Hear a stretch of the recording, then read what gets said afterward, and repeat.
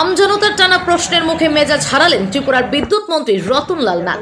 পাশাপাশি বিদ্যুৎ পরিষেবা প্রদানকারী বেসরকারি সংস্থার কর্মীকে চপেটাঘাত এবং তুলে নিয়ে যাওয়ার হুমকি দিলেন খোদ মন্ত্রী রতনলাল নাথ। তিনি বর্তমানে রাজ্য মন্ত্রিসভার সবচাইতে বয়স্ক মন্ত্রী, কিন্তু বর্তমানে মেজাজ হারিয়ে স্থান কাল পাত্র বিবেচনা না করে যাকে যা পারছেন তাই বলে যাচ্ছেন তিনি, এমনটাই অভিযোগ।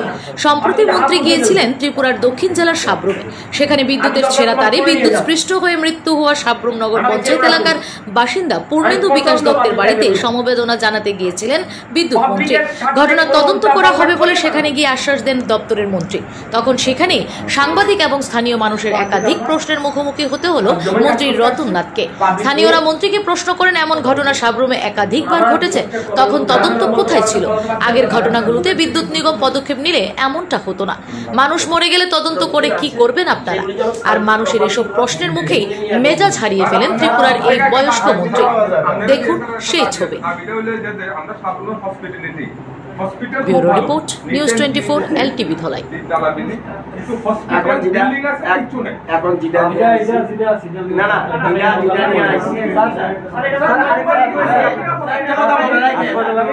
আমি অন্য কথা নাই, আমার ভাষা নাই।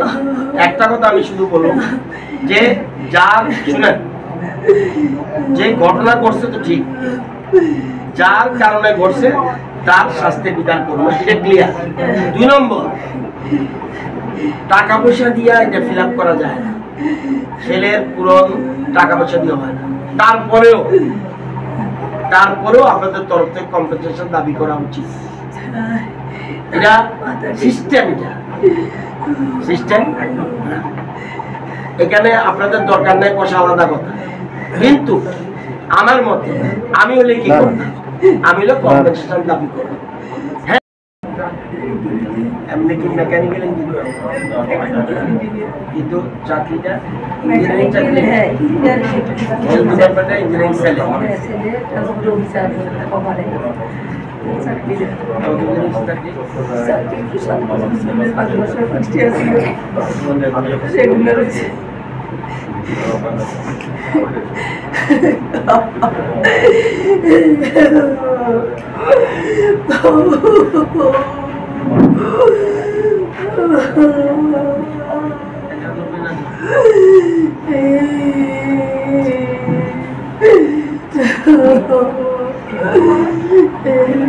যতদিন আছে সেগুলি যেন সার্ভিস প্রপারলি হয়, এগুলি নিয়ে এখন বলি।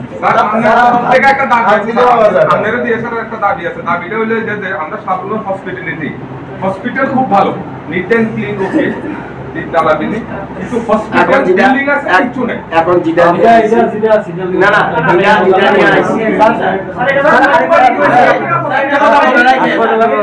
আমি অন্য কথা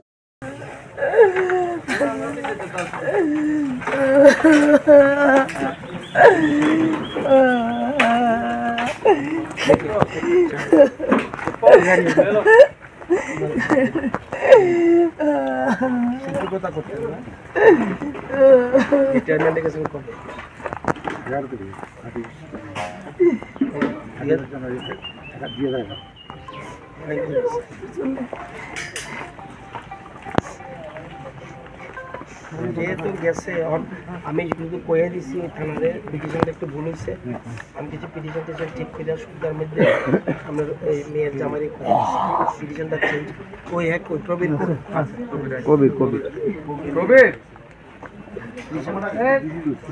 না শুদ্ধ না, এটা আমি এটা করছে কি, এটা আনন্যাচারাল। তুমি রাখো না, একটু ওয়েট করো, আমি তাহলে ওই চ্যানেলটা ফোন করে কয়ে দিব আজকে বলতো না, জিনিস যা বলো সত্য বলো।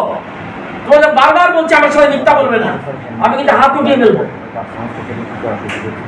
আমি দরকার তোমাকে তুলে নিয়ে যাব, আমাকে চেনো না তুমি, আমি প্রচন্ড বাজে টাইপের লোক। পাবলিকের স্বার্থে কোনো উল্টা পাল্টা করলে মারবো।